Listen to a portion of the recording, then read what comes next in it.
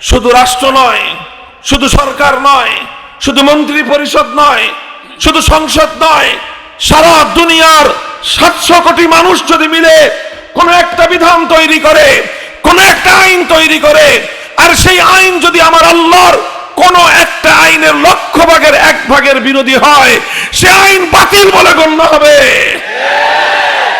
আসমান এবং জমিনের মধ্যখানে আইন তৈরি করবার, বিধান তৈরি করবার চূড়ান্ত ক্ষমতা একমাত্র কার? মুহতারাম হাজিরিন, এটা হলো ঈমানের একটা গুরুত্বপূর্ণ জায়গা।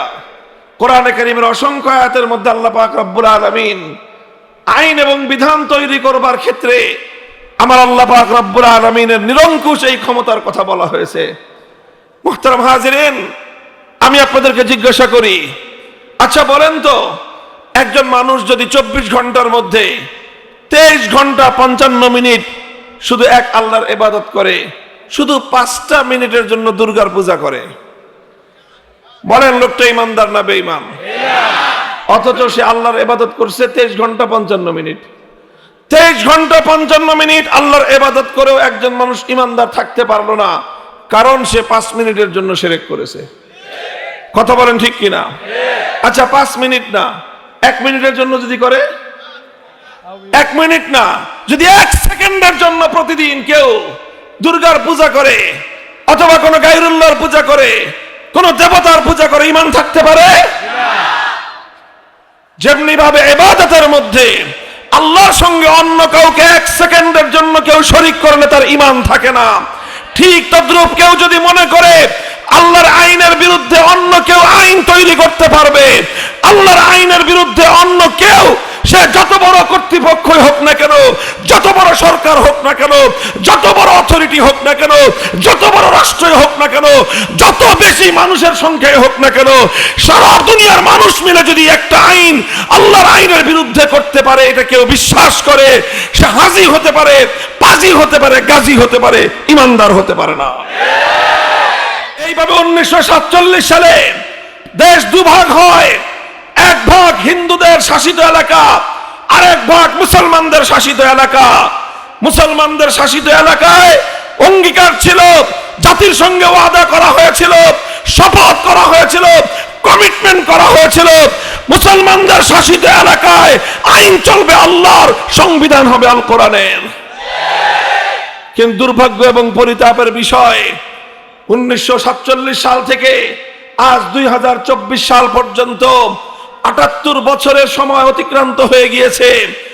24 বছর পর্যন্ত পশ্চিম পাকিস্তানি স্বৈর শাসকরা, আর 71-এর পর থেকে 24 সাল পর্যন্ত 54 বছর আমার বাংলাদেশের শাসকরা, তারা জাতির সঙ্গে কৃত সেই অঙ্গীকার, ইমানের সঙ্গে কৃত অঙ্গীকার, আল্লাহর সঙ্গে তাদের কৃত অঙ্গীকার, মুসলিম জাতির সঙ্গে অঙ্গীকার কেউ রক্ষা করে নাই। সবাই ওয়াদার বরখেলাফ করেছে, অঙ্গীকার ভঙ্গ করেছে।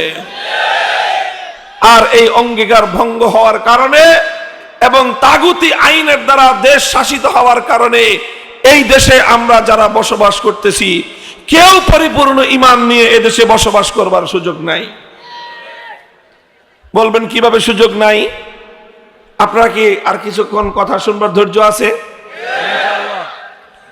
তাহলে একটা প্রশ্ন করি আমি আপনাদের কাছে, দেখেন আমাদের পরিস্থিতিটা কতটা জটিল অবস্থায় আমরা আছি। ঈমানের দিক থেকে এই কথাগুলো কেউ আলোচনা করে না সমাজে। এই ধরনের কিছু কথা আমি আলোচনা করি, আমার মতো আরো কেউ কেউ হয়তো আলোচনা করেন। এই জন্য যারা সমাজে তাগুতি আইন বাস্তবায়ন করতে চায়, আমরা তাদের চক্ষের শুল হয়ে যাই। যারা তাগুতি আইন দ্বারা মুসলমান জাতিকে শাসন করতে চায়, তারা আমাদেরকে শত্রুপক্ষ বানায়। এই আল্লাহর আইনের পক্ষে কথা বলতে গিয়ে তাগুতি শাসন ব্যবস্থার বিরুদ্ধে কথা বলেছি। এজন্যই তাগুতি শাসন ব্যবস্থার স্বৈরাচারী ফ্যাসিবাদীরা আমাদের জানের শত্রুতে পরিণত হয়েছে। গোটা রাষ্ট্রযন্ত্রকে আমার এবং আমাদের বিরুদ্ধে লেলিয়ে দিয়ে জুলুম, নির্যাতন, স্টিম রোলার পরিচালনা করা হয়েছে আমাদের উপর।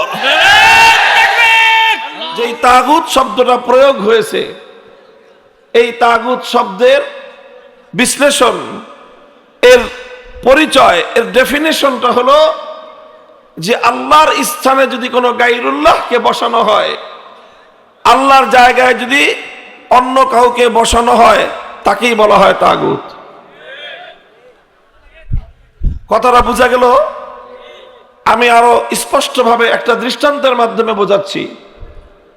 যেমন ধরেন, ইবাদতের এই মহাবিশ্বের মধ্যে, আসমান এবং জমিনের মধ্যে ইবাদতের উপযুক্ত একমাত্র কে? ইবাদতের উপযুক্ত একমাত্র। এখন ইবাদতের উপযুক্ত যেহেতু একমাত্র আল্লাহ, সুতরাং মাবুদ হলেন একমাত্র কে? আল্লাহ। এখন কেউ যদি আল্লাহকে বাদ দিয়ে আল্লাহর পরিবর্তে অন্য কাউকে মাবুদ বানায়, অন্য কাউকে যদি মাবুদ বানায়, অন্য কারো ইবাদত করে, অন্য কারো পূজা করে, তাহলে সে যার ইবাদত করলো তাকে সে মাবুদ বানালো, অথচ মাবুদ একমাত্র কে? তাহলে যার ইবাদত করা হলো তাকে আল্লাহর জায়গায় বসানো হলো। কথা বলেন? তাহলে ইবাদতের মালিক, ইবাদতের উপযুক্ত যেহেতু একমাত্র আল্লাহ, এখন আল্লাহকে বাদ দিয়ে অন্য কাউকে মাবুদের জায়গায় বসানো হলে সেই হবে তাগুত। উল্লেখিত আয়াতের মধ্যে আল্লাহ পাক রব্বুল আলামিন এক শ্রেণীর মানুষের উপর বড় আশ্চর্য নিয়ে, বড় ক্ষোভ নিয়ে আল্লাহ প্রশ্ন রেখেছেন। আল্লাহ বলেন যে তুমি কি লক্ষ্য করেছ ওই সকল লোকদের প্রতি যারা দাবি করে নিজেদেরকে ইমানদার বলে? আল্লাযীনা ইয়াজউমুনা আন্নাহুম আমানু বিমা উনজিলা ইলাইকা ওয়া মা উনজিলা মিন ক্বাবলিক, যারা দাবি করে যে তারা ইমানদার, অথচ ইউরিদুনা আন ইয়াতাহাকামু ইলা তাগুত, অথচ তারা তাদের এই দাবির সম্পূর্ণ বিপরীত। তারা চায় তাগুতের কাছে বিচার চাইতে, তাগুতের কাছে সিদ্ধান্ত চাইতে চায়। অর্থাৎ পবিত্র কোরআনে কারীমের এই আয়াত স্পষ্ট ভাষায় দ্ব্যর্থহীন ভাবে একথা প্রমাণ করছে যে যারা আল্লাহ পাক রব্বুল আলামিনের উপর বিশ্বাসী হতে হয়, আল্লাহর উপর যাদের ঈমান আছে, তারা কশ্চিনকালেও তাগুতের কাছে সিদ্ধান্ত জানতে চাইতে পারে না। আর যারা তাগুতের কাছে সিদ্ধান্ত চাইবে তারা আর কিছু হলেও ঈমানদার হতে পারে না। আল্লাহর উপর ঈমান এবং তাগুতের উপর বিশ্বাস, এই দুটো কশ্চিনকালেও একসাথে হতে পারে না। সূরাতুল বাকারার মধ্যে আল্লাহ পাক রব্বুল আলামিন আরো স্পষ্ট ভাষায় বলেছেন, قد تبين الرشد من الغي فمن يكفر بالطاغوت ويؤمن بالله فقد استمسك بالعروة الوثقى لا انفصام لها। আল্লাহ বলেন যে সঠিক পথ এবং ভুল পথ উভয়টা দিবালোকের ন্যায় পরিষ্কার। যে ব্যক্তি তাগুতকে অস্বীকার করে আল্লাহর উপর ঈমান আনবে, সেই ব্যক্তি একমাত্র সঠিক পথটাকে শক্তিশালীভাবে ধরতে পারবে। অর্থাৎ শুধুমাত্র আল্লাহর উপর ঈমান আনাই যথেষ্ট নয়, বরং সেই সঙ্গে তাগুতকে অস্বীকার করতে হবে। অন্যত্র আল্লাহ পাক রব্বুল আলামিন কোরআনে পাকের মধ্যে বলেছেন, আল্লাযীনা আমানু ইউকাতিলুনা ফী সাবিলিল্লাহ ওয়াল্লাযীনা কাফারু ইউকাতিলুনা ফী সাবিলিত তাগুত। আল্লাহ বলেন যারা ঈমানদার তারা আল্লাহর পথে লড়াই করে, যারা বেঈমান তারা তাগুতের পথে লড়াই করে। একটা কথাই প্রত্যেকটা আয়াতের মধ্যে ঘুরে ফিরে আসতেছে, সেটা হলো যে যারা তাগুতের অনুসারী, যারা তাগুতকে বিশ্বাস করে, যারা তাগুতকে অনুসরণ করে, যারা তাগুতের পথে লড়াই করে, এই সবগুলো বৈশিষ্ট্য হলো বেঈমানদের বৈশিষ্ট্য, কাফেরদের বৈশিষ্ট্য। মুহতারাম হাজরিন, প্রশ্ন করতে পারেন যে তাগুতটা কি জিনিস? এটা একটু বোঝা দরকার, যেহেতু পবিত্র কোরআনে কারীমের মধ্যে আল্লাহ পাক রব্বুল আলামিন বারবার এই শব্দটাকে প্রয়োগ করেছেন। তো যেহেতু কোরআনে কারীমের মধ্যে একটি বিষয় বারবার এসেছে, এই জন্য যারা পবিত্র কোরআনে কারীমের ব্যাখ্যা করেছেন, তাফসীর করেছেন, তারা সকলেই এই তাগুতের ব্যাখ্যা করেছেন, সংজ্ঞা দিয়েছেন, তার পরিচয় তুলে ধরেছেন। সমস্ত মুফাসসিরিনদের বক্তব্যগুলোকে একত্রিত করলে তার সারাংশ যা দাঁড়ায়, সেটাকে আমরা সংক্ষিপ্তভাবে এভাবে বলতে পারি যে তাগুত বলা হয় যে আল্লাহ পাক রব্বুল আলামিনের জন্য যে নির্ধারিত মর্যাদা রয়েছে, আল্লাহর জন্য নির্ধারিত যে আসন রয়েছে, আল্লাহর জন্য যে নির্ধারিত বৈশিষ্ট্য রয়েছে, আল্লাহর সেই আসনে, আল্লাহর সেই মর্যাদায় যদি আল্লাহ ছাড়া অন্য কাউকে কেউ স্থান দেয়, তাহলে তাকেই বলা হয় তাগুত। অর্থাৎ আরো সহজ ভাষায় বলতে গেলে, আল্লাহর জায়গায় যদি অন্য কাউকে বসানো হয়, তাকেই বলা হয় তাগুত। আপনারা কথা বুঝতেছেন? আমার কথা বুঝলে একটু রিপ্লাই করবেন, প্রতি উত্তর দিবেন, তাহলে বুঝতে পারবো যে আপনারা আমার কথা বুঝতেছেন। এটা ঈমানের খুব গুরুত্বপূর্ণ একটা বিষয়।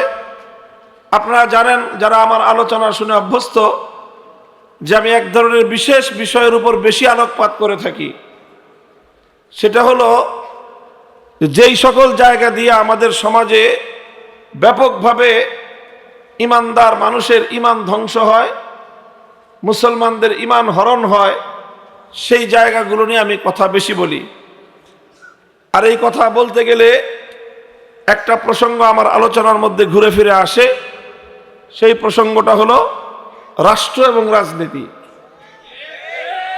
এই কথাটা আমার আলোচনায় আসে। কারণ কেন আসে?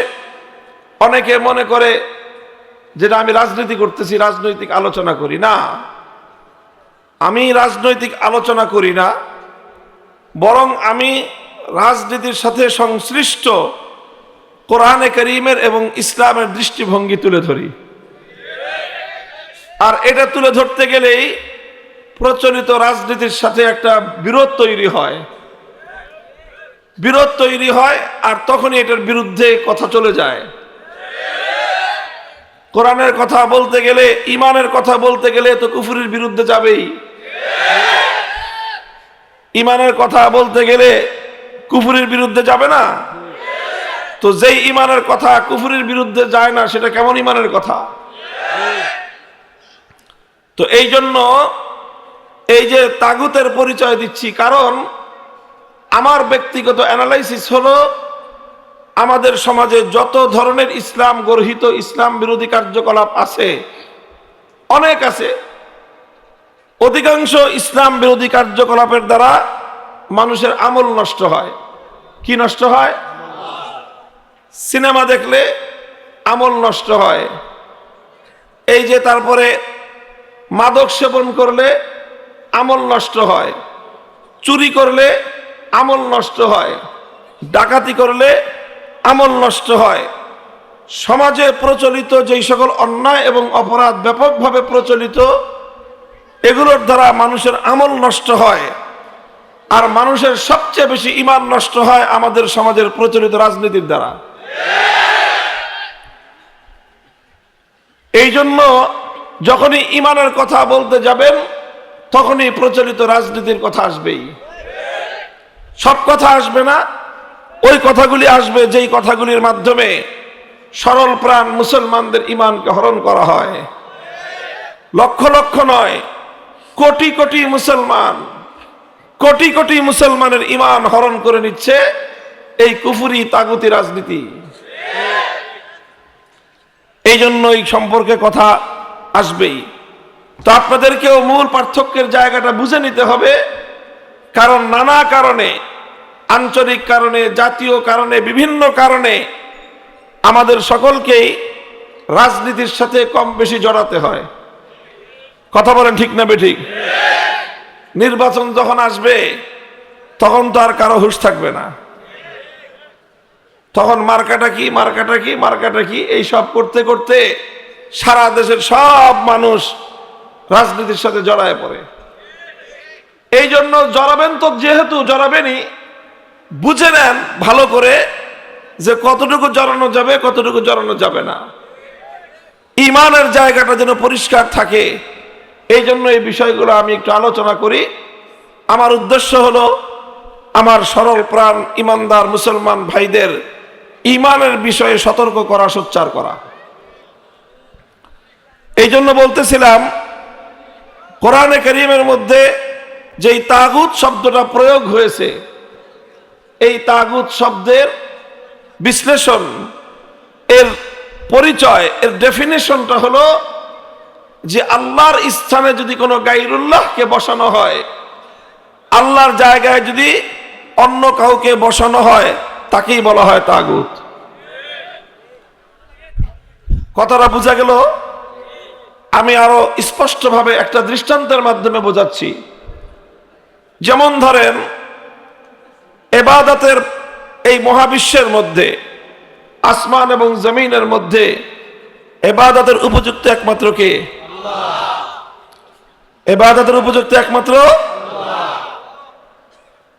এখন ইবাদতের উপযুক্ত যেহেতু একমাত্র আল্লাহ, সুতরাং মাবুদ হলেন একমাত্র কে? আল্লাহ। এখন কেউ যদি আল্লাহকে বাদ দিয়ে আল্লাহর পরিবর্তে অন্য কাউকে মাবুদ বানায়, অন্য কাউকে যদি মাবুদ বানায়, অন্য কারো ইবাদত করে, অন্য কারো পূজা করে, তাহলে সে যার ইবাদত করলো তাকে সে মাবুদ বানালো, অথচ মাবুদ একমাত্র কে? আল্লাহ। তাহলে যার ইবাদত করা হলো তাকে আল্লাহর জায়গায় বসানো হলো। কথা বলেন? তাহলে ইবাদতের মালিক, ইবাদতের উপযুক্ত যেহেতু একমাত্র আল্লাহ, এখন আল্লাহকে বাদ দিয়ে অন্য কাউকে মাবুদের জায়গায় বসানো হলে সেই হবে তাগুত। যেমন সে যুগে মানুষ আল্লাহকে বাদ দিয়ে পূজা করত লাত, মানাত, উজ্জা, হুবাল, এই সকল দেবতার। তাহলে এই লাত, মানাত, উজ্জা, হুবাল যেগুলোর কথা কোরআনে কারীমের মধ্যে উল্লেখ হয়েছে, এগুলো আল্লাহর পরিবর্তে এগুলোর ইবাদত করার কারণে আল্লাহকে বাদ দিয়ে এই সকল দেবদেবতাকে মাবুদ বানানোর কারণে এই সকল দেবদেবতা ছিল তাগুত। আজকের যুগে মানুষ লাত, মানাত, উজ্জা, হুবালের পূজা করে না। আজকের যুগে মানুষ পূজা করে দুর্গার, কেউ পূজা করে সরস্বতীর, কেউ পূজা করে কালীর। তাহলে অথচ ইবাদতের উপযুক্ত একমাত্র কে? আল্লাহকে বাদ দিয়ে যখন কেউ দুর্গার পূজা করলো, তখন দুর্গা হলো তাগুত। আল্লাহকে বাদ দিয়ে যখন কেউ সরস্বতী অথবা কালী মূর্তির পূজা করলো, তখন সেগুলো হলো তাগুত। আপনারা কি বুঝতে পেরেছেন আমার কথা? আচ্ছা, এটা হলো তাগুত, যে আল্লাহর জায়গায় যাকে বসানো হলো সেটাই হলো তাগুত। আল্লাহর সবচেয়ে বড় বৈশিষ্ট্য হলো তাওহীদ। তাওহীদ মানে একত্ববাদ। আল্লাহ এক এবং অদ্বিতীয়, আল্লাহর কোনো শরীক নাই। এই যে ইবাদতের মধ্যে আল্লাহর কোনো শরীক আছে? ইবাদতের মধ্যে আল্লাহর কোনো শরীক আছে? ইবাদত একমাত্র কার হবে? আল্লাহ। এটাকেই বলা হয় তাওহীদ, এটাকে বলা হয় একত্ববাদ। এই তাওহীদটা হলো তাওহীদ ফিল ইবাদাহ। ইবাদতের মধ্যে আল্লাহর একত্ববাদ, ইবাদতের মধ্যে আল্লাহর একত্ববাদ। তো ইবাদতের মধ্যে আল্লাহর সঙ্গে অন্য কাউকে শরীক করা যাবে না। যদি ইবাদতের মধ্যে আল্লাহর সঙ্গে অন্য কাউকে শরীক করা হয়, যাকেই শরীক করা হবে তার পরিচয় হবে সেই তাগুত। মুহতারাম হাজিরিন, এটা হলো ইবাদতের ক্ষেত্রে কথা। আমার আল্লাহ পাক রব্বুল আলামিনের যেরকম ইবাদতের মধ্যে আল্লাহ এক এবং অদ্বিতীয়, ঠিক এরকম আমার আল্লাহ পাক রব্বুল আলামিনের তাওহীদ এবং আল্লাহ পাকের একত্ববাদের আরো কিছু ক্ষেত্র রয়েছে। তার মধ্যে আরেকটা ক্ষেত্র হলো তাওহীদ ফিল হাকিমিয়াহ, এটাকে বলা হয় তাওহীদ ফিল হাকিমিয়াহ। হাকিমিয়াহ মানে হলো আসমান এবং জমিন সহ কুল কায়নাতের মধ্যে, সমস্ত মাখলুকাতের মধ্যে আইন তৈরি করবার, বিধান তৈরি করবার একমাত্র অধিকার কার? আল্লাহ। ইবাদতের মালিক একমাত্র যেমন কে? আল্লাহ। ওটাকে বলা হয় তাওহীদ ফিল ইবাদাহ, ইবাদতের তাওহীদ। ঠিক তদ্রূপ আইন তৈরি করবার, বিধান তৈরি করবার চূড়ান্ত ক্ষমতা একমাত্র কার? এটা হলো আইন তৈরি করবার তাওহীদ। এটাকে আরবিতে বলা হয় তাওহীদ ফিল হাকিমিয়াহ। ইবাদতের মধ্যে যেরকম আল্লাহর সঙ্গে অন্য কাউকে শরীক করলে একজন মানুষের ঈমান থাকতে পারে না, ঠিক তদ্রূপ আল্লাহ পাক রব্বুল আলামিনের আইন তৈরি করবার, বিধান তৈরি করবার যে একচ্ছত্র ক্ষমতা আছে, ওই ক্ষমতার সঙ্গে অন্য কাউকে শরীক করলেও একজন মানুষের ঈমান থাকতে পারে না। আইন তৈরি করবার চূড়ান্ত ক্ষমতা একমাত্র কার? কেউ প্রশ্ন করতে পারেন, তাহলে মানুষ কি কোনো আইন করতে পারবে না? রাষ্ট্র বা সরকার কি কোনো আইন করতে পারবে না? কোন কর্তৃপক্ষ, কোন কমিটি, তারা কি কোনো আইন করতে পারবে না? কোন আদালত, কোন বিচারক, তারা কি কোনো আইন করতে পারবে না? এই যদি কেউ প্রশ্ন করেন, সেই প্রশ্নের জবাব হলো হ্যাঁ, মানুষ আইন করতে পারবে, সরকার আইন করতে পারবে, রাষ্ট্র আইন করতে পারবে, আদালত আইন করতে পারবে, যে কোনো কর্তৃপক্ষ আইন করতে পারবে। তবে সবাই আইন করতে পারবে একটা শর্তে। কিভাবে পারবে? বলেন কিভাবে পারবে? কিভাবে পারবে? এক শর্তে আইন করতে পারবে। শর্তটা কি? শর্তটা হলো এই, মানুষের বানানো কোনো আইন, মানুষের বানানো কোনো বিধান আমার আল্লাহর কোনো আইন বা বিধানের বিরোধী হতে পারবে না। যে কোনো সরকার আইন করতে পারবে, তবে এমন আইন করতে পারবে না যে আইন আল্লাহর আইনের বিরুদ্ধে যায়। কর্তৃপক্ষ আইন করতে পারবে, তবে এমন আইন করতে পারবে না যে আইন আমার আল্লাহর আইনের বিরুদ্ধে যায়। আল্লাহর আইনের বিরুদ্ধে যদি কেউ আইন তৈরি করে, তাহলে যেই আল্লাহর আইনের বিরুদ্ধে আইন করবে, সে আল্লাহর আসন নিয়ে টানাটানি করলো, সে আল্লাহর বিরুদ্ধে চ্যালেঞ্জ ছুড়ে দিল, তাকেই বলা হবে তাগুত। যেরকম আল্লাহর জায়গায় অন্য কারো ইবাদত করা হলে সে যেরকম তাগুত, আল্লাহর আইনের বিরুদ্ধে কেউ আইন করলে সেও একই রকম তাগুত। আল্লাহর আইনের বিরুদ্ধে যদি কোনো রাজা বাদশাহ আইন করে, সেই রাজা বাদশাকে বলা হবে তাগুত। আল্লাহর আইনের বিরুদ্ধে যদি কোনো রাষ্ট্রপতি আইন জারি করে, সেই রাষ্ট্রপতিকে বলা হবে তাগুত। আল্লাহর আইনের বিরুদ্ধে যদি কোনো প্রধানমন্ত্রী আইন জারি করে, সেই প্রধানমন্ত্রীকে বলা হবে তাগুত। আল্লাহর আইনের বিরুদ্ধে যদি কোনো বিচারপতি আইন জারি করে, সেই বিচারপতিকে বলা হবে তাগুত। আল্লাহর আইনের বিরুদ্ধে যদি কোনো আইন পরিষদ, কোন সংসদ যদি কোনো আইন পাশ করে, সেই গোটা সংসদকেই বলা হবে তাগুত। মুহতারাম হাজিরিন, এটা একটা পরিষ্কার কথা। এই কথাগুলো বলতে গেলে, এই তো যখন যারা আল্লাহর আইনের বিরুদ্ধে আইন করতে চায় বা আইন করে, এদের আতে গা লাগবে, এদের স্বার্থে আঘাত লাগবে। আর তখনই এরা বলবে যে হুজুর রাজনীতির পেছাল বন্ধ করেন। অথচ এটা রাজনীতির পেছাল না, এটা ঈমানের কথা। এ কথা যদি রক্ষা করা না যায়, ঈমান রক্ষা করা যাবে না।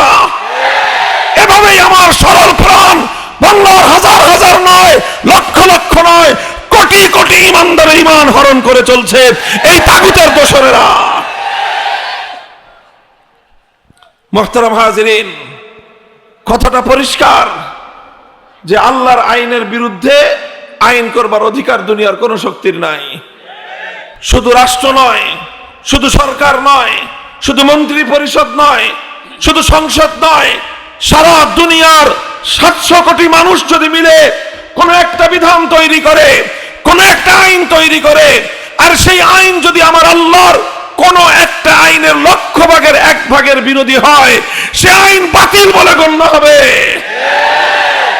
আসমান এবং জমিনের মধ্যখানে আইন তৈরি করবার, বিধান তৈরি করবার চূড়ান্ত ক্ষমতা একমাত্র কার?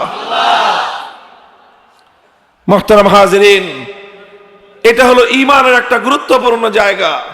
কোরআনে কারীমের অসংখ্য আয়াতের মধ্যে আল্লাহ পাক রব্বুল আলামিন আইন এবং বিধান তৈরি করবার ক্ষেত্রে আমার আল্লাহ পাক রব্বুল আলামিনের নিরঙ্কুশ এই ক্ষমতার কথা বলা হয়েছে।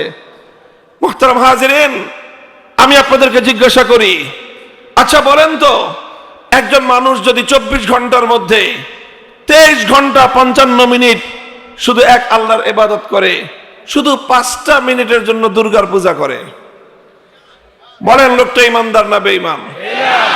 অথচ সে আল্লাহর ইবাদত করছে 23 ঘন্টা 55 মিনিট। 23 ঘন্টা 55 মিনিট আল্লাহর ইবাদত করেও একজন মানুষ ইমানদার থাকতে পারলো না, কারণ সে 5 মিনিটের জন্য শিরক করেছে। কথা বলেন ঠিক কিনা? আচ্ছা 5 মিনিট না, 1 মিনিটের জন্য যদি করে, 1 মিনিট না, যদি 1 সেকেন্ডের জন্য প্রতিদিন কেউ দুর্গার পূজা করে অথবা কোনো গায়রুল্লাহর পূজা করে, কোন দেবতার পূজা করে, ঈমান থাকতে পারে? যেমনি ভাবে ইবাদতের মধ্যে আল্লাহর সঙ্গে অন্য কাউকে 1 সেকেন্ডের জন্য কেউ শরীক করলে তার ঈমান থাকে না, ঠিক তদ্রূপ কেউ যদি মনে করে আল্লাহর আইনের বিরুদ্ধে অন্য কেউ আইন তৈরি করতে পারবে, আল্লাহর আইনের বিরুদ্ধে অন্য কেউ, সে যত বড় কর্তৃপক্ষই হোক না কেন, যত বড় সরকার হোক না কেন, যত বড় অথরিটি হোক না কেন, যত বড় রাষ্ট্রই হোক না কেন, যত বেশি মানুষের সংখ্যায় হোক না কেন, সারা দুনিয়ার মানুষ মিলে যদি একটা আইন আল্লাহর আইনের বিরুদ্ধে করতে পারে, এটা কেউ বিশ্বাস করে, সে হাজি হতে পারে, পাজি হতে পারে, গাজী হতে পারে, ইমানদার হতে পারে না। মুহতারাম হাজিরিন, কাজেই ইবাদতের দ্বারা আলহামদুলিল্লাহ আমাদের দেশের মানুষের মধ্যে ইবাদতের শিরক নাই, ইবাদতের শিরক নাই। আপনি এমন একটা মানুষ মুসলমানদের মধ্যে খুঁজে পাবেন না যে 2-4 মিনিটের জন্য দুর্গার পূজা করে, পাবেন? পাবেন? আরে দুর্গা তো পরের কথা, হিন্দুদের দেবতা তো পরের কথা, মুসলমানদের মধ্যে এমন মুসলমানই খুঁজে পাওয়া কঠিন যে মুসলমানদের মধ্যে কোনো পীর বুজুর্গের পূজা করে, এমন লোক মুসলমানদের মধ্যে নাই। আরে পূজা করবে তো দূরের কথা, মাজারে সেজদা করলেই তো মায়ের একটা মাটিতে পড়ে না। বড় বড় ওলিয়া উলিয়াদের মাজারে গিয়ে সেজদা করলে মুসলমানরা ছেড়ে দেয়? মায়ের একটাও তো মাটিতে পড়ে না। যারা সুন্নি বা যাদেরকে বেদাতি বলা হয়, তারাও তো বলে যে না আমরা মাজার পূজা করি না, বলে কি বলে না? সুতরাং মুসলমানদের মধ্যে কেন মাজার পূজারি নাই? হ্যাঁ, কিছু বেদাত আছে, ইত্যাদি আছে, কিন্তু মুসলমানরা জানে ইবাদতের মালিক একমাত্র কে, ইবাদতের হকদার একমাত্র কে, আসমান এবং জমিনের মধ্যে মাবুদ একমাত্র কে। এই জন্য আল্লাহ ছাড়া কোন গায়রুল্লাহর ইবাদত কোন মুসলমান করে না, কোন মুসলমান সহ্য করে না, কোন মূর্তির পূজা কেউ করে না, কোন অগ্নির পূজা কেউ করে না, কোন সূর্যের পূজা কেউ করে না। যে সমস্ত জিনিসের পূজা অন্যান্য ধর্মাবলম্বীরা করে, মুসলমানরা জানে ইবাদত একমাত্র আল্লাহর, সুতরাং আল্লাহকে বাদ দিয়ে অন্য কোন মাখলুকের এক মুহূর্তের জন্য ইবাদত করলে ঈমান থাকে না।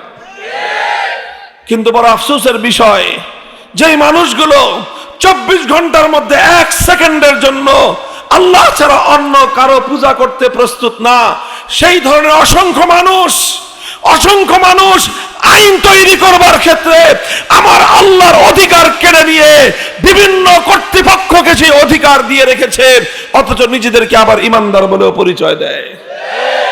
তাদের অবস্থাটাই আল্লাহ পাক কোরআনে পাকের মধ্যে তুলে ধরেছেন। ইয়াজুমুনা আন্নাহুম আমানু, তারা দাবি করে যে তারা ইমানদার। আল্লাহর কোরআনের ভাষ্য হলো তারা দাবি করে তারা ইমানদার, অথচ তারা তাগুতের কাছে বিচার চায়, তারা তাগুতের কাছে ফয়সালা জানতে চায়। কোরআনে কারীমের এই আয়াত ব্যর্থহীন ভাবে কথা প্রমাণ করতেছে যে যারা তাগুতের কাছে, অর্থাৎ আল্লাহ ছাড়া অন্য কোনো আইনের কাছে যারা বিচার চায়, ফয়সালা জানতে চায়, সিদ্ধান্ত জানতে চায়, তারা ইমানদার বলে দাবি করলেও আল্লাহর কোরআনের ভাষায় আমার আল্লাহর নিকট তারা কোশ্চিন কালেও ইমানদার হতে পারে না। মুহতারাম হাজিরিন, কথা দীর্ঘ বলবার সুযোগ নাই। মুসলমানদের মধ্যে অভিশাপ ছিল না। মুসলিম জাতি যারা আল্লাহর একত্ববাদে বিশ্বাসী, যারা তাওহীদে বিশ্বাসী, তারা কোনোদিন এটা কল্পনা করতে পারত না যে আল্লাহর আইনের বিরুদ্ধে কোনো মানুষ আইন করতে পারে। এই ধরনের কল্পনা মুসলমানদের মধ্যে ছিল না। মুসলমানরা চিন্তাই করতে পারত না যে মানুষ হয়ে আল্লাহর আসমানের নিচে, আল্লাহর জমিনের উপর বিচরণ করে, আল্লাহর বাতাস থেকে অক্সিজেন গ্রহণ করে, আল্লাহর পানি দিয়ে তৃষ্ণা নিবারণ করে, আল্লাহর নেয়ামতের মধ্যে ডুবন্ত থেকে কোনো মানুষ আল্লাহর আইনের বিরুদ্ধে আইন করতে পারে, এটা মুসলমানরা কল্পনা করতে পারত না। এইভাবে 600 বছর পর্যন্ত মুসলমানদের মধ্যে কশ্চিনকালেও এমন কোনো অভিশপ্ত ধারা দেখা যায় নাই যে কোনো ব্যক্তি আল্লাহর আইনের বিরুদ্ধে কোনো আইন করেছে।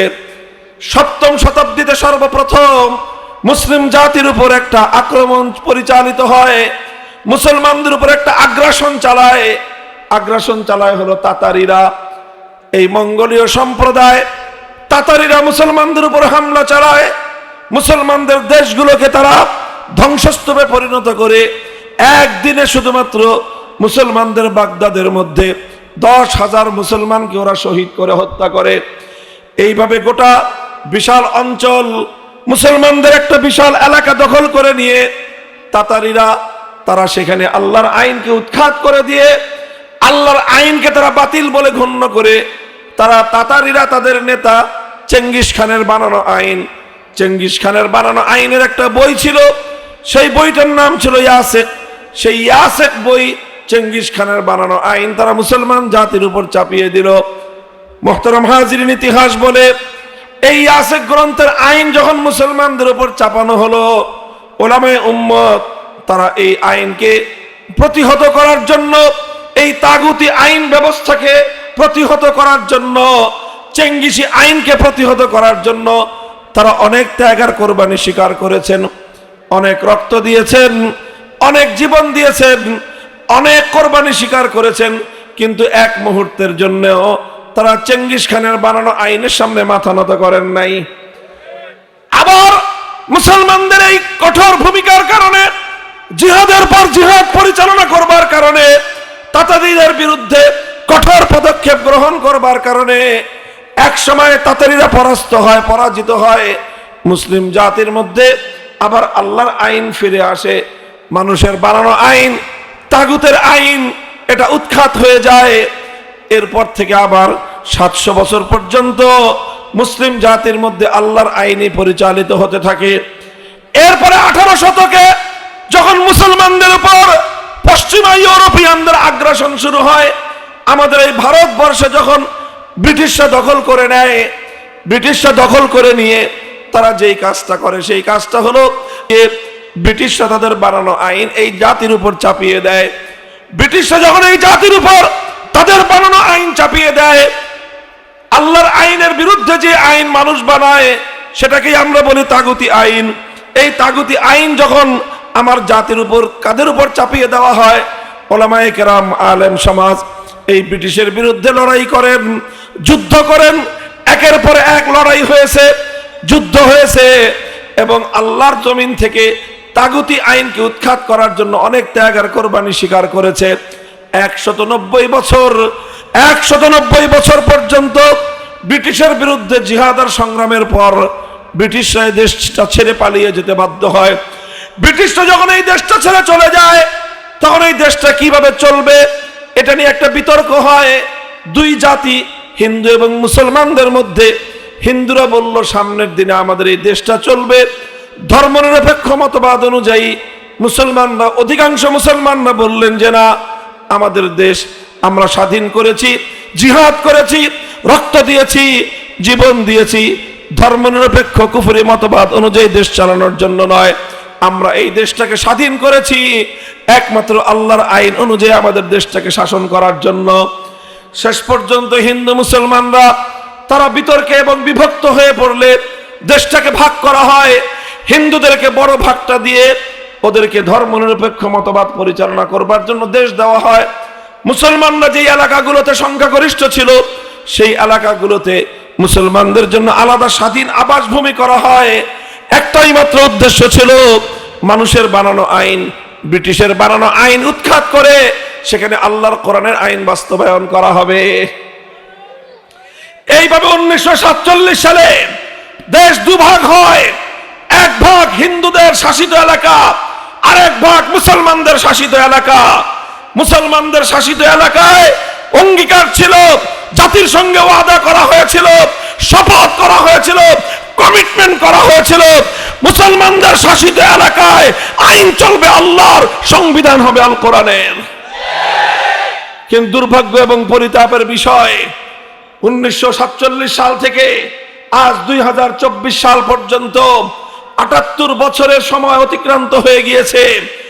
24 বছর পর্যন্ত পশ্চিম পাকিস্তানি স্বৈর শাসকরা, আর 71-এর পর থেকে 24 সাল পর্যন্ত 54 বছর আমার বাংলাদেশের শাসকরা, তারা জাতির সঙ্গে কৃত সেই অঙ্গীকার, ইমানের সঙ্গে কৃত অঙ্গীকার, আল্লাহর সঙ্গে তাদের কৃত অঙ্গীকার, মুসলিম জাতির সঙ্গে অঙ্গীকার কেউ রক্ষা করে নাই।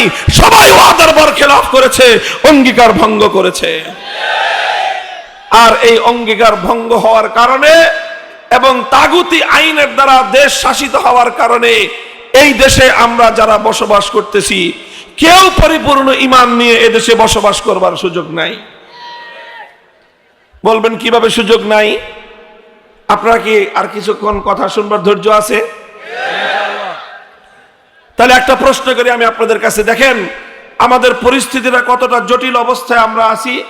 ঈমানের দিক থেকে এই কথাগুলো কেউ আলোচনা করে না সমাজে। এই ধরনের কিছু কথা আমি আলোচনা করি, আমার মতো আরো কেউ কেউ হয়তো আলোচনা করেন। এই জন্য যারা সমাজে তাগুতি আইন বাস্তবায়ন করতে চায়, আমরা তাদের চক্ষের শুল হয়ে যাই। যারা তাগুতি আইন দ্বারা মুসলমান জাতিকে শাসন করতে চায়, তারা আমাদেরকে শত্রুপক্ষ বানায়। এই আল্লাহর আইনের পক্ষে কথা বলতে গিয়ে তাগুতি শাসন ব্যবস্থার বিরুদ্ধে কথা বলেছি। এজন্যই তাগুতি শাসন ব্যবস্থার স্বৈরাচারী ফ্যাসিবাদীরা আমাদের জানের শত্রুতে পরিণত হয়েছে। গোটা রাষ্ট্রযন্ত্রকে আমার এবং আমাদের বিরুদ্ধে লেলিয়ে দিয়ে জুলুম, নির্যাতন, স্টিম রোলার পরিচালনা করা হয়েছে আমাদের উপর।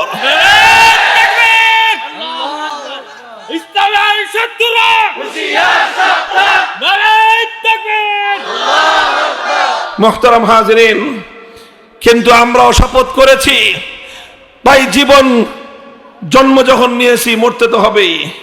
মরবো কয়বার? বলেন কয়বার? মরার জন্য নির্ধারিত সময় আছে। জীবন থাকবে কি থাকবে না, কে নারাজ হলো, কে রাজি হলো, কে বেজার হলো, কে খুশি হলো, এগুলো পরোয়া না করে আল্লাহর জমিনে আল্লাহর কোরআনের আইন বাস্তবায়ন করবার জন্য যা করতে হয় তাই করার জন্য আমরা প্রস্তুত।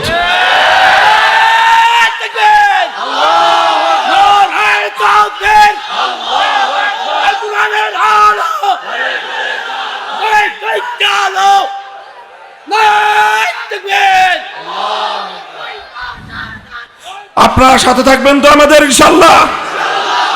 আমি আপনাদেরকে বুঝাই পরিস্থিতির জটিলতাটা, ভয়াবহতা। পরিস্থিতি শুধু আমি এবং আপনি না, আমাদের গোটা দেশবাসী, যত মুসলমান আমরা এই ধরনের তাগুতি শাসনের অধীনে আমরা থাকি, আমরা ঈমানের দিক থেকে একটা জটিল পরিস্থিতির সম্মুখীন আছি। পরিস্থিতিটা বোঝানোর জন্য একটা প্রশ্ন করে আপনারা বুঝে শুনে জবাব দিয়েন। আচ্ছা, আপনাদের বাড়িতে অনেক সময় চুরি হয়, ডাকাতি হয়। আচ্ছা, অনেক সময় নানা কারণে মানুষ খুন হয়। আচ্ছা, মনে করেন আপনার বাড়িতে চুরি হলো, অথবা ডাকাতি হলো, অথবা আপনার কোনো আপনজন, আপনার ভাই, আপনার সন্তান, আপনার বাবা কোনোভাবে খুন হয়ে গেলেন, তখন আমাদের সমাজের মানুষরা কি করে? বলেন কি করেন? কি করেন? আইন আশ্রয় নেয় মানে কি করে? মামলা করে। কি করে? কথা ঠিক, মামলা করে। আচ্ছা, আপনি একটা মামলা করলেন, এরকম ঘটনা কি খুব রেয়ার না অহরহ? অহরহ এই ঘটনা ঘটতেছে। আমাদের অনেকেই নানা পরিস্থিতির সম্মুখীন হয়ে আমরা এই ধরনের মামলা মুকদ্দমার সাথে জড়িয়ে পড়ি। কথা বলেন ঠিক না বেঠিক? আচ্ছা, আপনি যেই মামলাটা করলেন, আদালত এটার বিচার করবে, সাক্ষী প্রমাণ যাচাই বাছাই করবে।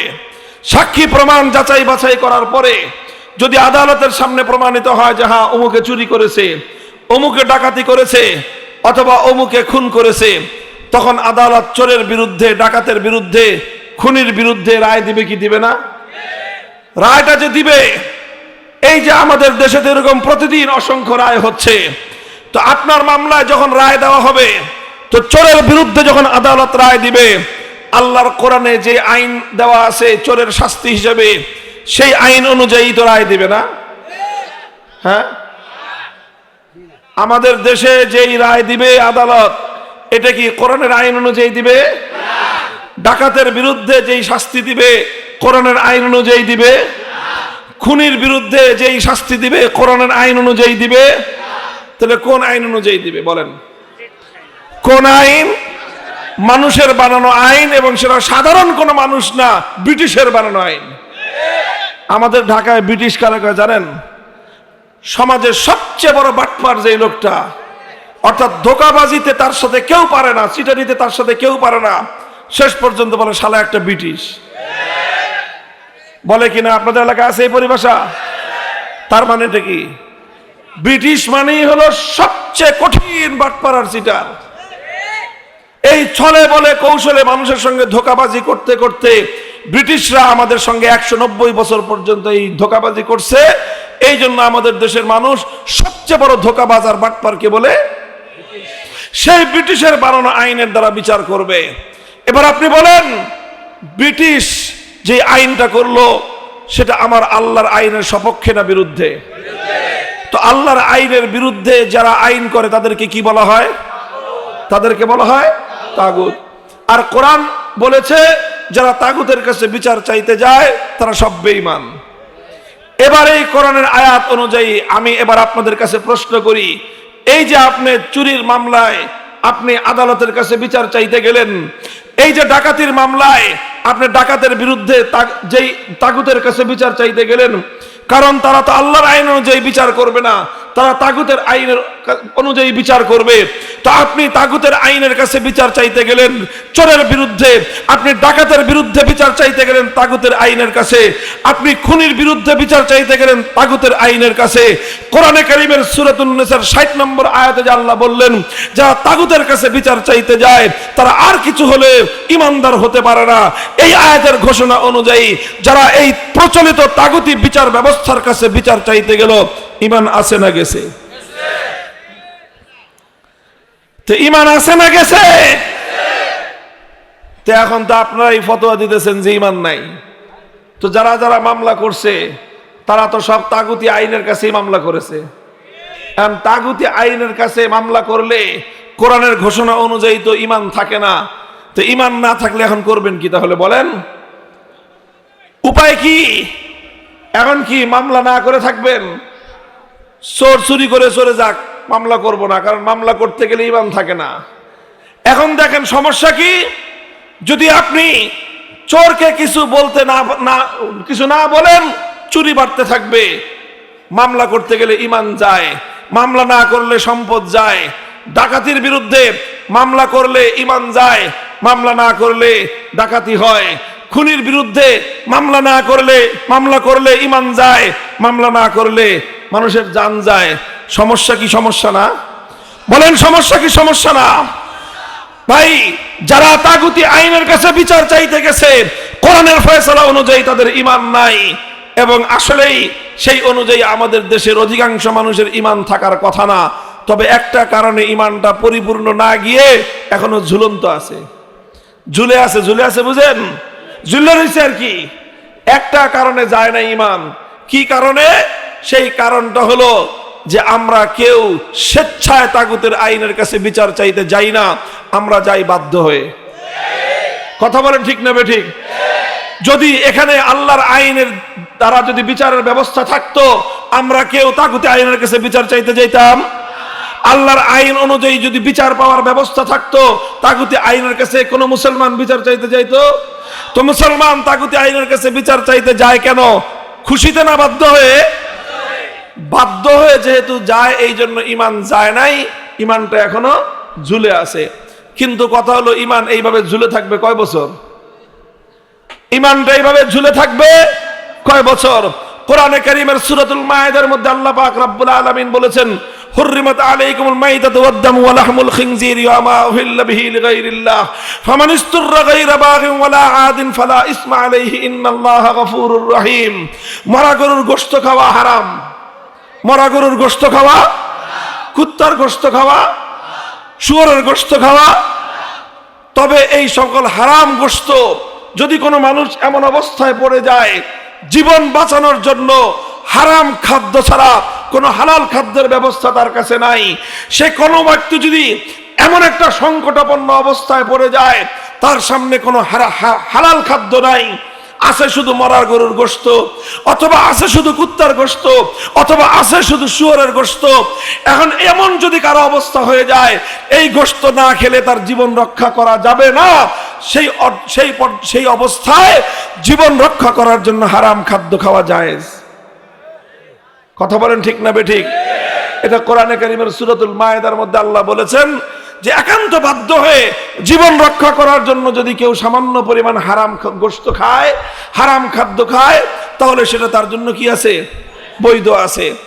কিন্তু এই যে জীবন রক্ষা করার জন্য যে কুত্তার গোশত খাবে, এই যে জীবন রক্ষা করার জন্য যে একজন শুয়োরের গোশত খাবে, মরা গরুর গোশত খাবে, এ কয়দিন খাবে?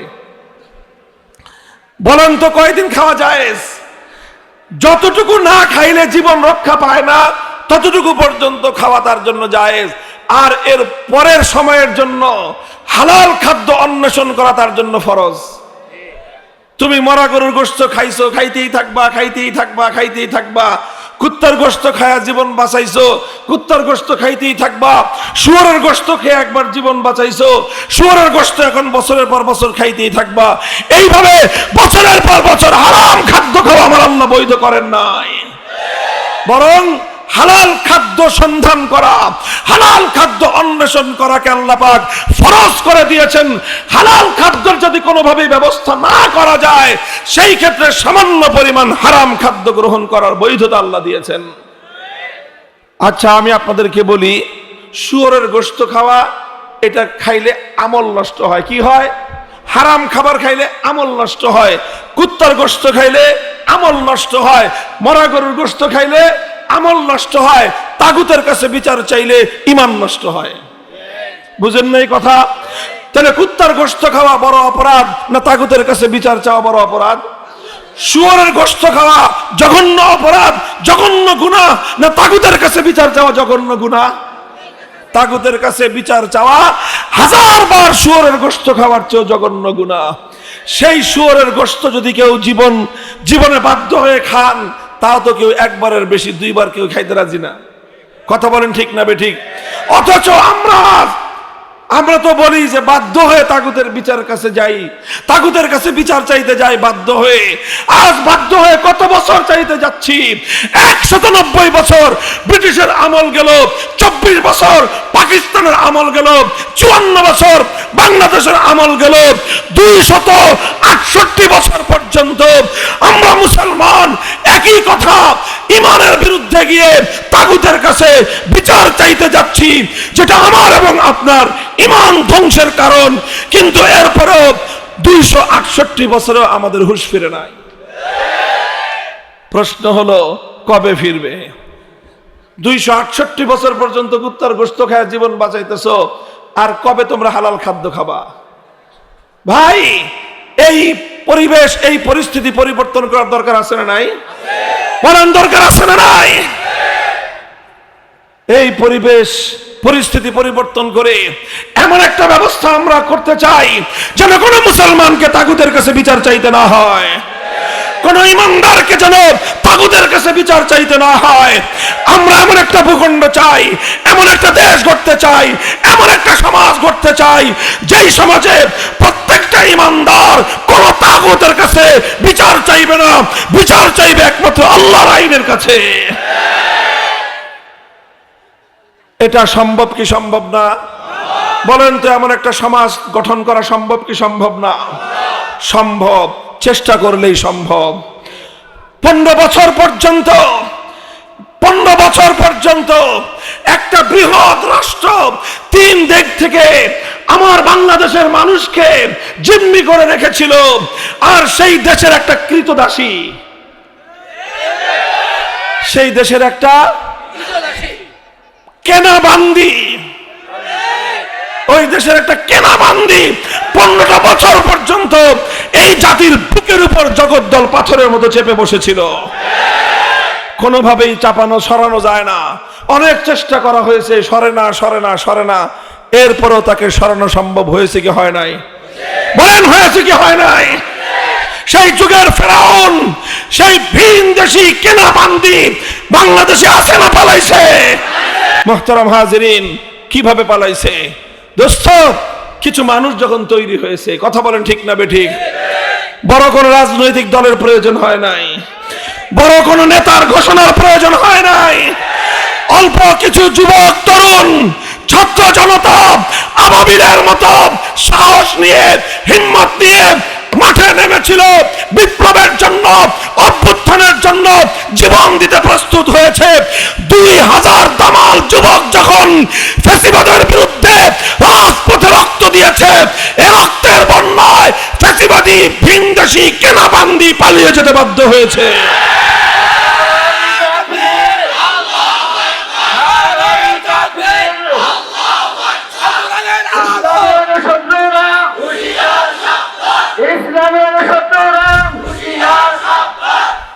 ভাই, এভাবে 2000 দামাল সন্তানের রক্তের উপর দিয়ে যদি একটা ফ্যাসিবাদকে হটানো যায়, এভাবে যদি আমরা প্রস্তুত হই, এ মাটি যদি বিপ্লবের জন্য উর্বর হয়ে ওঠে, আর মুসলমানরা যদি আল্লাহর কোরআনের শাসন ব্যবস্থা কায়েম করবার জন্য বিপ্লব করতে প্রস্তুত হয়, আল্লাহর কসম খেয়ে বলি, 2000 নয়, প্রয়োজনে 20,000 নয়, প্রয়োজনে 2 লক্ষ তাজা প্রাণ শহীদ ঈদগাহে যদি জামায়াত হতে পারে, বাংলার মাটিতে তাগুতি শাসন উৎখাত হয়ে আল কোরআনের রাজ কায়েম হবে।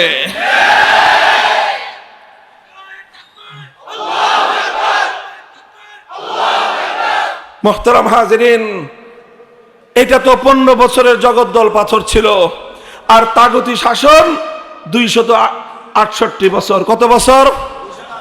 কত বছর? 268 বছরের এই পাথর বুকের উপর চেপে বসে আছে। এটাই ফ্যাসিবাদী স্বৈরাচারীর চেয়ে আরো অনেক বড় বোঝা, অনেক বড় অন্যায়, অনেক বড় জুলুম। এটা কুফর, এটা তাগুতি শাসন ব্যবস্থা। কোন মুসলমান এক মুহূর্তের জন্য হাসি মুখে এই তাগুতি ব্যবস্থাকে মেনে নিতে পারে না। কাজে আসুন, আমি আপনাদেরকে আহ্বান জানাই, আপনারা প্রস্তুত হন। ইনশাআল্লাহ সারা পৃথিবীর রং পরিবর্তন হওয়া শুরু হয়েছে। খোরাসানের মুসলমানরা পৃথিবীর বিশ্বজয়ী শক্তিকে পরাস্ত করে আল্লাহর কোরআনের শাসন কায়েম করেছে। সিরিয়ার মুসলমানরা 53 বছরের বাপ বেটা বাশার আল আসাদ, হাফিজ আল আসাদ, এই 2 স্বৈরাচারীকে উৎখাত করে সিরিয়ার মাটিতে আল্লাহর কোরআনের রাজ কায়েম করেছে। দামেস্কের শুভ্র সাদা মিনার মুসলমানদের হাতে করায়ত্ত হয়ে গিয়েছে, যেই মিনারে আসমান থেকে ঈসা আলাইহিস সালাম নেমে আসবেন। সারা দুনিয়ায় মুসলমানরা জেগে উঠছে। প্রশ্ন হলো, বাংলার মুসলমানরা ঘুমিয়েই থাকবে না জেগে উঠবে? আলামত দেখা যাচ্ছে, লক্ষণ দেখা যাচ্ছে। স্কুল, কলেজ, ইউনিভার্সিটি সব জায়গাগুলোর ইয়াং জেনারেশন তরুণরা এখন তাওহীদি চেতনায় বিশ্বাসী হয়ে উঠছে। তারা এখন আল্লাহর জন্য, আল্লাহর দ্বীনের বিজয় দেখতে চায়। বাংলার মানুষও সোচ্চার এবং সচেতন হয়ে উঠতেছে। আমরা সকলে মিলে যদি চেষ্টা করি, ইনশাআল্লাহ আগামীর বাংলাদেশ হবে ইসলামের বাংলাদেশ। কথা বলেন ঠিক না বেঠিক? মুহতারাম হাজিরিন, তবে এটা শুধুমাত্র বক্তৃতা দিয়ে হবে না, শুধু স্লোগান দিয়েও হবে না। এটার জন্য আমাদের সকলকে পরিশ্রম করতে হবে, দাওয়াতি কাজ করতে হবে, দাওয়াতি মেহনত করতে হবে, ঘাম ঝরানো মেহনত করতে হবে। মানুষকে বুঝাতে হবে যে আর কতদিন ব্রিটিশের গোলামি করবা। আমরা বলি, মুখে বলি স্বাধীন স্বাধীন স্বাধীন, 16ই ডিসেম্বর স্বাধীনতা দিবস পালন করি, বিজয় দিবস পালন করি, কিন্তু আসলে একটা মানচিত্র আর একটা পতাকা ছাড়া আমরা আর কোনো স্বাধীনতা পাই নাই। গোটা দেশ প্রশাসন চলে এখনো ব্রিটিশের আইন অনুযায়ী, বিচার ব্যবস্থা চলে ব্রিটিশের আইন অনুযায়ী, শিক্ষা ব্যবস্থা চলে ব্রিটিশের আইন অনুযায়ী। কাজেই দেশ স্বাধীন হয়েছে, জাতি স্বাধীন হয় নাই। পতাকা স্বাধীন হয়েছে, আমরা জাতি হিসেবে এখনো স্বাধীন হই নাই। কাজে একটা স্বাধীন জাতি প্রতিষ্ঠা করবার জন্য আমরা সকলে মেহনত করতে প্রস্তুত। প্রথমে ঘাম ঝরানো মেহনত করতে হবে, এরপরে অশ্রু, চোখের অশ্রু দিয়ে আল্লাহর সাহায্য চাইতে হবে। ঘাম আর অশ্রু দিয়ে যখন আমরা মেহনত করব, আল্লাহর কাছে সাহায্য চাইব, তখন এক সময় এই জমিন বিপ্লবের জন্য উপযুক্ত হয়ে উঠবে। আর যখন বিপ্লবের জন্য উপযুক্ত হবে, তখন আর শুধু ঘাম আর অশ্রু দিয়ে কাজ হবে না, তখন সেই উর্বর মাটিতে বুকের তাজা রক্ত, শাহাদাতের রক্ত দিতে হবে। শহীদ আবু সাঈদদের মতো, মীর মুগ্ধদের মতো অন্যায়ের বিরুদ্ধে, তাগুতের বিরুদ্ধে প্রয়োজনে মাথায় কাফনের কাপড় বেঁধে শহীদ ঈদগাহে আল কোরআনের রাজ করবার জন্য কারা কারা হাজির হবেন, আল্লাহর কাছে হাত তুলে শপথ করেন।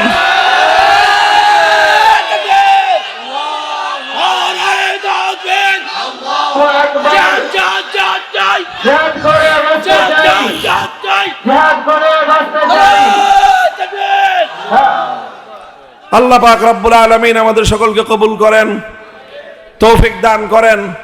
ভাই, কথাগুলো শুধু মুখের মজার জন্য না, কানের মজার জন্য না, এগুলো আসলে হৃদয়কে নতুন করে ঢেলে সাজানোর জন্য, চিন্তাকে পুনর্গঠনের জন্য। ইনশাআল্লাহ কাজ করবেন তো? আপনারা যে শপথ করলেন, এই শপথ কার সাথে? আল্লাহ শুনছেন, এটা দেখছেন আল্লাহ। ইনশাআল্লাহ সবাই যার যার হিসাব আল্লাহর কাছে দিতে হবে। আমরা আমাদের জীবনে একটু পরিবর্তন আনি, আল্লাহ পাক রব্বুল আলামিন আমাদের অবস্থা, আমাদের দেশ, আমাদের হালাতকে পরিবর্তন করে দিবেন। সুবহানাল্লাহি ওয়া বিহামদিহি, সুবহানাকাল্লাহুম্মা বিহামদিক, আশহাদু আল্লা ইলাহা ইল্লা মুহাম্মাদিন ওয়া আলা আলি মুহাম্মাদ কামা সাল্লাইতা আলা ইব্রাহিম ওয়া আলা আলি ইব্রাহিম ইন্নাকা হামিদুম মাজিদ। ইয়া হাইয়্যু ইয়া কাইয়্যুম।